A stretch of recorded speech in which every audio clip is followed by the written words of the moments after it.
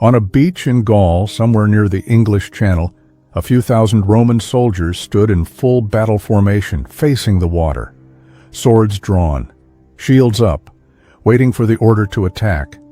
Not a fleet on the horizon, not an enemy in sight. Just the tide coming in, the way it had every day for longer than Rome had existed. The order came anyway. And for a few minutes, the most powerful army on earth went to war with the ocean.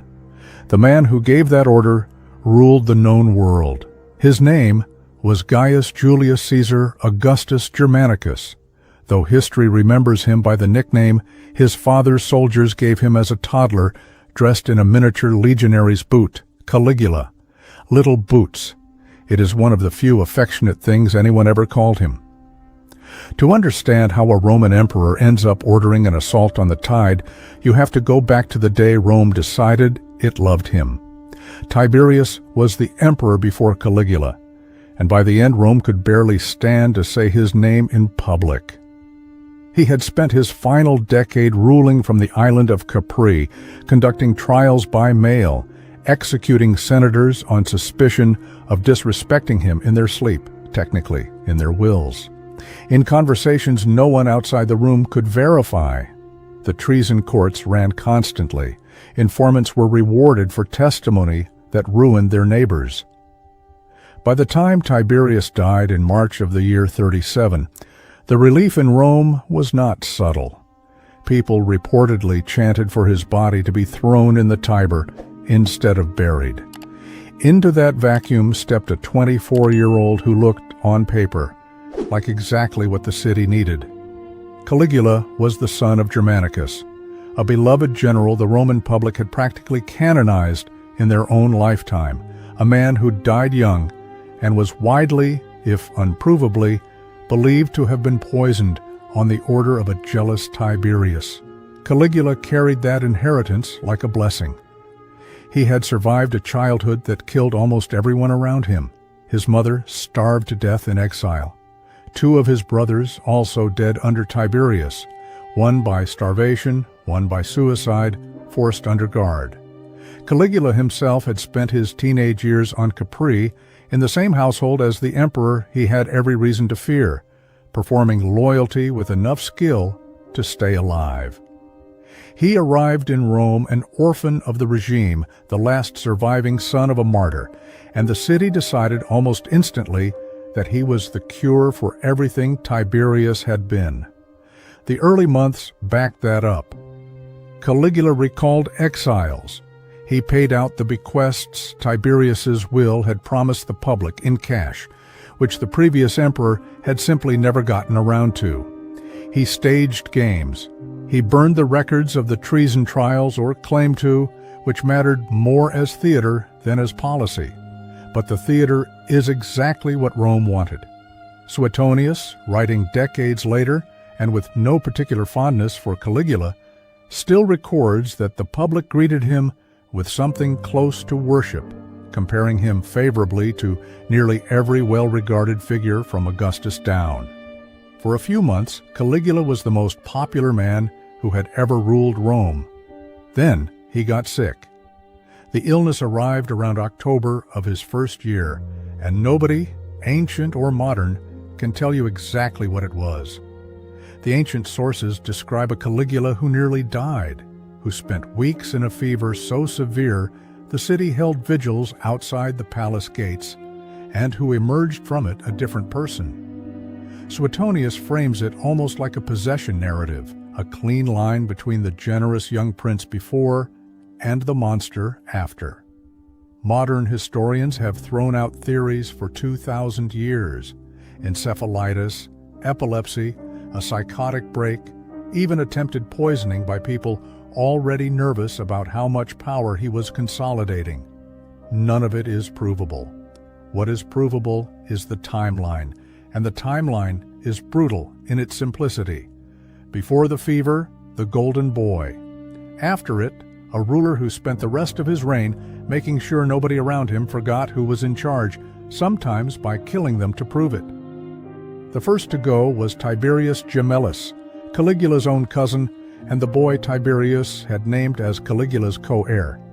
Gemellus had a claim to the throne nearly as strong as Caligula's own, and a claim is a death sentence when the man sitting on the throne has just learned the hard way how fast a body can fail.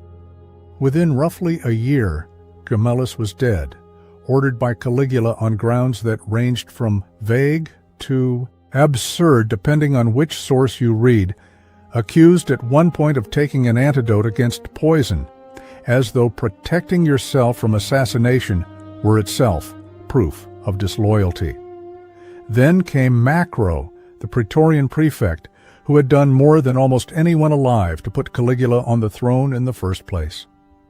Macro had managed Tiberius's final years, smoothed the succession, and effectively delivered the empire into Caligula's hands. He was rewarded for it the way Caligula rewarded most people who had been useful to him before becoming, by simple virtue of their usefulness, dangerous, forced into suicide, along with his wife, on charges that were never seriously substantiated. The lesson underneath both deaths was the same, and Rome's senators were paying close attention. Proximity to Caligula was not protection. It was exposure. Silanus, Caligula's father-in-law, came next, driven to suicide not long after. By some accounts, simply for showing visible distress on a sea crossing, Caligula insisted on making during rough weather a sign, the emperor decided, of either cowardice or a hidden death wish that Caligula chose to help along. Whatever the literal trigger, the pattern was unmistakable by now. Family, mentors, in-laws. The people closest to him died first, and they died fastest. A man secure in his power doesn't usually need to eliminate the people who made that power possible. Caligula did it methodically, which raises the harder question underneath all of it. Was this paranoia spiraling out of control, or was it a young emperor running an early, brutal version of court math, removing every rival claim to his throne the moment his own grip on it started feeling theoretical, even to him? The historical record doesn't resolve that question, and it's worth saying plainly, most of what survives about Caligula comes from senators and senatorial class historians writing after his death, with every motive to make him look like a monster and very little incentive to make him look merely calculating. The cruelty is well documented. The interior reasoning behind it is not, and never fully will be. What is well documented is what came next, because it required engineering, planning, and an almost unbelievable quantity of ships. In the year 39, Caligula ordered the construction of a floating bridge across the Bay of Baiae, roughly 3 miles of boats lashed together, decked over, and covered in soil, stretching from Baiae to the neighboring port of Puteoli. Suetonius puts the number of vessels in the thousands, a figure modern historians treat with real skepticism, since assembling that many ships would have meant gutting the grain fleet that fed the city of Rome. The exact scale is debated. The fact that the bridge existed and that Caligula rode across it is not. He crossed it on horseback, by most accounts wearing a breastplate said to have belonged to Alexander the Great, with a wreath on his head, leading a procession that by some descriptions included his Praetorian Guard and ran for 2 days. Why build it at all is the more interesting question than how, and the ancient sources offer competing answers. One version says an astrologer named Thrasyllus had once told Tiberius that Caligula had no more chance of becoming emperor than of riding a horse across the Gulf of Baiae, and Caligula, having become emperor against the odds, decided to make the prophecy literally, physically false. Another version, less colorful but more plausible to several historians, suggests the bridge was meant to intimidate Rome's eastern frontier, a public demonstration to Parthia and other watching powers that an emperor who could marshal this many ships for a parade could marshal them for war. Both readings agree on the underlying instinct. Caligula did not want to be powerful in the ordinary sense, with armies and treasuries and law behind him. He wanted to be powerful in a way that could be seen from a beach, that turned the physical world itself into a stage where his will visibly overrode the way things normally worked. That instinct didn't stay contained to a bridge in the Bay of Naples. The next time it surfaced, it pointed at an entire ocean. By the year 40, Caligula had moved his attention and a significant portion of the Roman army to the northern coast of Gaul. The official goal, at least on paper, was Britain. No Roman force had seriously campaigned there since Julius Caesar's expeditions nearly a century earlier, and conquering the island would have handed Caligula the kind of military legacy his father Germanicus had built a reputation on. Legions were mobilized, supplies were moved, soldiers marched north expecting a war.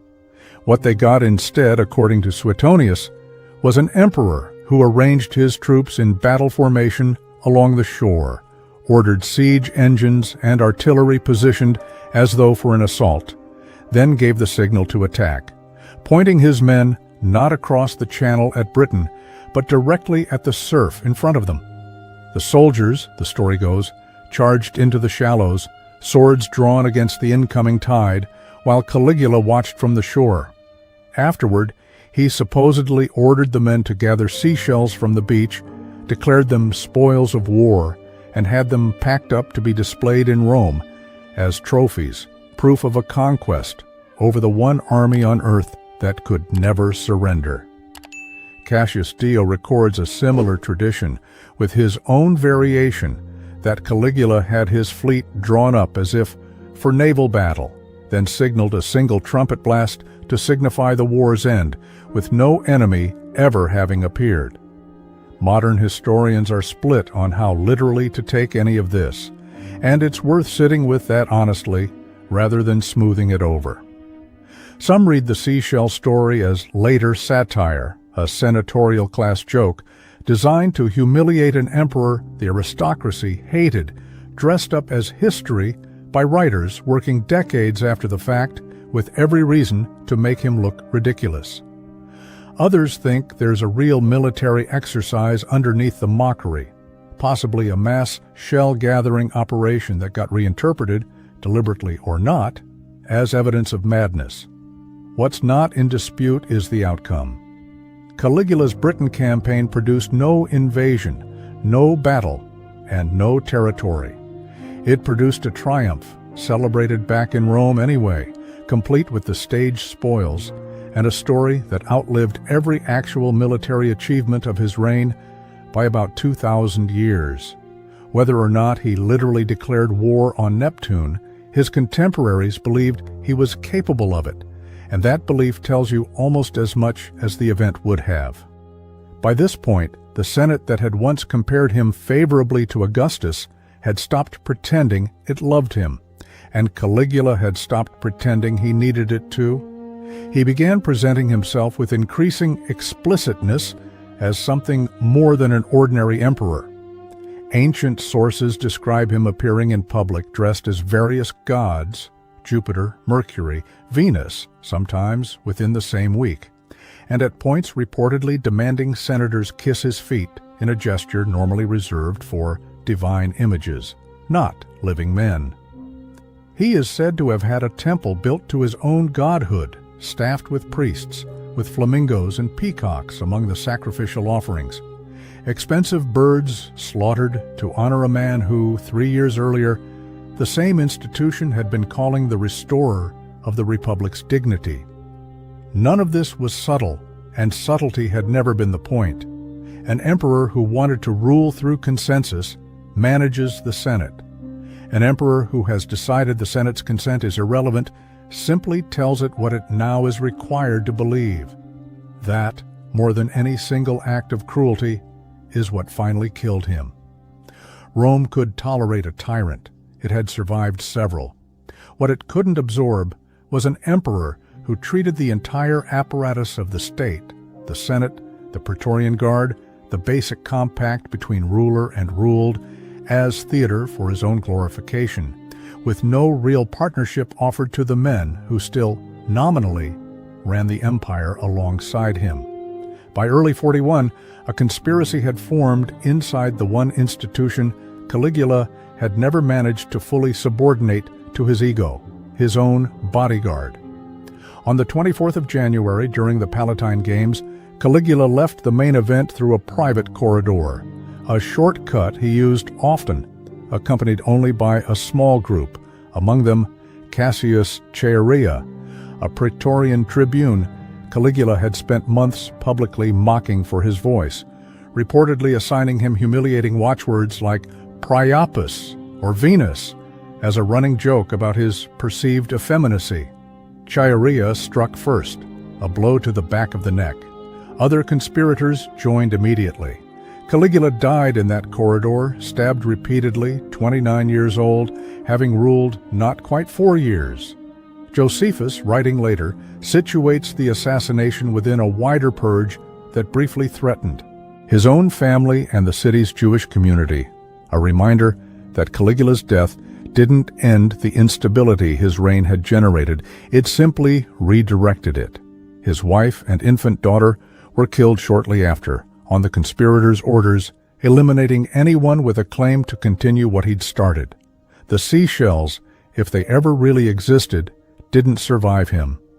Neither did the temple, dismantled in the relief that followed his death. What survived was the story, sharpened by every senator and historian who outlived him and had every reason to make sure he was remembered as a lesson rather than a man. That's the asterisk worth carrying out of this one. We know Caligula through the words of people who hated him, who wrote for an audience that wanted its tyrants confirmed as monsters, and who had no editor checking their math. Some of it is almost certainly exaggerated. Some of it probably isn't exaggerated at all. But strip away the seashells and the breastplate and the 7-mile bridge, and what's left is a simpler, less colorful pattern, one the ancient sources didn't have to invent. A young man inherits absolute power before he's finished becoming a person. Nobody around him is positioned to say no. Every relative who could rival him dies. Every institution that could check him gets mocked, then ignored, then replaced with a cult built around his own image. By the time he's marching legions to a beach in Gaul, the question of whether the ocean will obey him isn't really about the ocean. It's about whether there's anything left in his world that still can tell him it won't. There wasn't, until 29 men in a palace corridor decided there had to be. If you want to see more, click the video on screen now.